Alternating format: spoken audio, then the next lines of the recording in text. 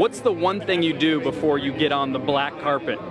I tell my mom how beautiful she looks. Anton was an only child. Mom, I love you. I really do. I mean, I adore my mom. That was 2000. I'm the mom now, and I'm proud to be that. I worked with Anton before. I played his mother a long time ago when he was 11, and he was about this tall. And most of my stuff was okay. It was actually amazing to meet up with him again and see what an incredible young man he's turned into. And when my daughters bring a boy home one day, I hope it's as sweet and wonderful as Anton. And as smart and as talented. Sir. Anton Yelchin, who was born in Russia, had until very recently never returned, but he speaks fluent Russian because his parents do. He is the only guy who could have played this part. We should be arriving at Vulcan within 2 minutes. Thank you very much for your time. So the idea was that he was kind of a little young Beatle and that he was one of the youngest, kind of the prodigy of the ship. The ship's exhaust wake. If we adjust our shield frequencies, we should not be detected. Wait a minute, kid. How old are you? 17, sir. Anton's a wunderkind. Frankly, I feel he may be superhuman. He's 18. To be so young and to possess such an awareness of humanity and psychology is a very, very bright kid. He knows every fact about every subject.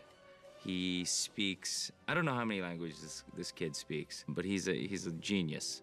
Anton and myself and Bruce Greenwood, who plays Captain Pike, had this chess tournament, and Anton's a little chess genius. I mean, he whipped us both, hands down. Just some of the funniest times I remember was watching Anton beat Bruce, and it's just like, F Next. Anton genuinely is Russian, although he doesn't actually speak with an accent. He can speak perfectly fine. But his accent was so perfect. They're creating a singularity that will consume the planet. Obviously, he's able to do the accent flawlessly, but had a real issue with the W's. I verify, sir.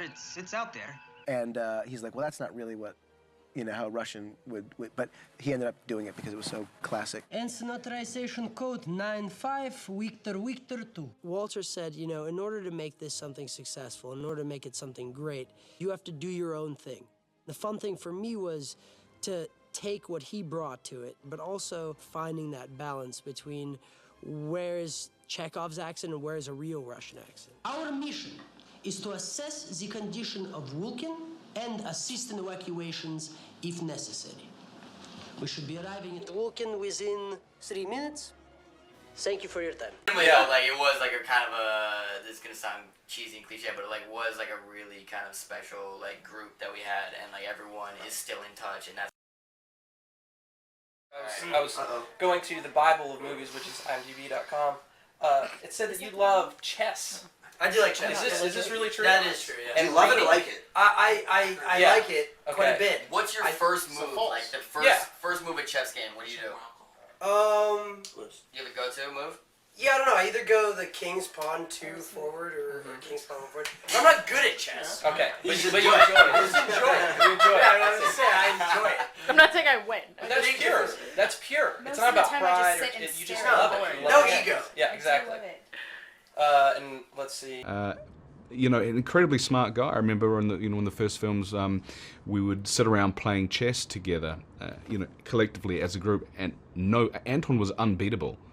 He was literally the smartest guy in the room, yet he was very humble about it. We'd been working a 19-hour day, and we were all really, really tired, and Anton looked particularly tired. His eyes were really red. He was having to do this very complicated speech about if we drop out of warp and come in behind Saturn, and he couldn't do it, and he was making me laugh so much because I could see the panic in his eyes, and yet he was a little bit giggly. We were all a bit giggly, and I just remember looking at him, and I'd only met him a few days before, but just feeling such huge affection and warmth towards him. He had that about him. He demanded your love without ever sort of having to try to. He was extraordinary, and we all miss him so much. I can't even begin to tell you. I invited Anton back to my trailer to play guitar because I knew he played guitar, and he was a really, really gifted guitar player. And he said he couldn't because he had to go back to his trailer to translate a novel. And I was like, what? he's 17, mind you, at the time. I was like, what are you talking about? So I went back to his trailer, and he showed me this very thick Russian novel that he was translating just for fun, and that kind of encapsulates the creative curiosity of Anton. The first time I met him, he was actually with his mom. Anton came to the office, and man, he came in and he had this big smile on his face, and it was as if we had known each other our whole lives, and he just gave me a hug. And at that point, I knew as if everything's going to be okay. And that's, in many ways, that's the spirit of Anton. You know, I think nothing ever fazed him, and he was always so optimistic and hopeful. And he shows up to work every day with a smile on his face and had 1,000 ideas and always curious. And it also reminds me that that's why I want to make movies. And that's you know, and that will stay with me for the rest of my life, you know. And I know with anybody that he's ever worked with or had interaction with. Have you thought about what you might do with his character in the next film? No, you know, he's Chekhov as Anton. And Chris, while you guys were filming, so I love you. I love you. Yeah, I mean, Chris and I met. We're both from the Valley. We got along really well, and we're still good friends. And he called you a cream puff.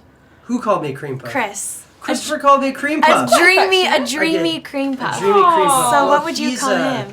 A lobster. Weasel. Oh, weasel. A lobster I didn't and say a that. weasel. Clearly, someone isn't part of this